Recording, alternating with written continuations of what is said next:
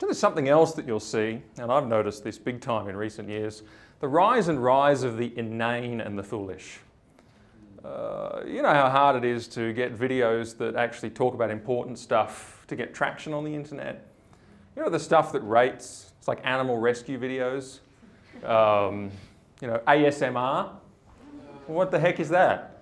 Or react videos. You know, you get some bimbo in the corner like, at whatever's going on the screen. You know, it's like people are watching this for ages.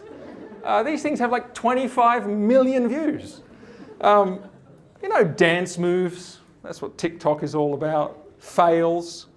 And anything sexual or lewd or suggestive will always rate off the charts. You know, it's occurred to me, this is what people are spending their lives doing. And can I just say a warning, particularly to younger guys, browsing YouTube back to back for 6 hours at a time is doing you no good. Now girls do it as well, I know, but being a guy, I know that it's particularly an issue. It's a thoughtlessness. It's a time evaporator. There's a failure to confront the things that really matter. Do you know pop culture and entertainment, this is really particularly nasty because what it does to us is that through not thinking, our thinking is shaped. Isn't that weird? Through being entertained, we're trained to think differently. This is an area that really can be destructive. And I just want to say, well, we know that so many bad ideas have actually come into our world and have gained acceptance through pop culture.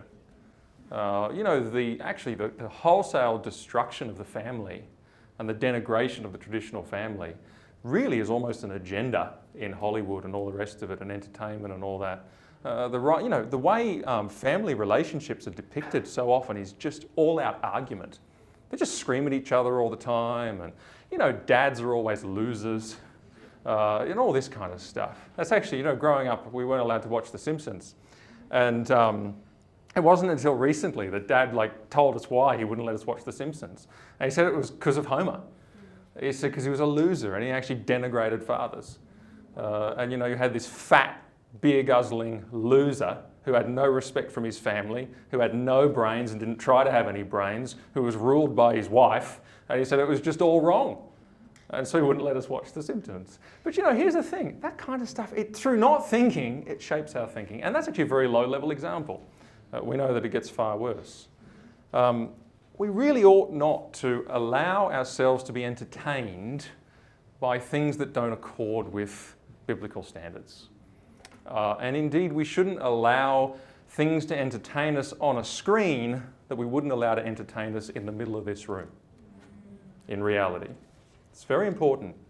But you see, again, it's a thoughtless time, and it's a time by which people are even indoctrinated by not thinking. It's extraordinary.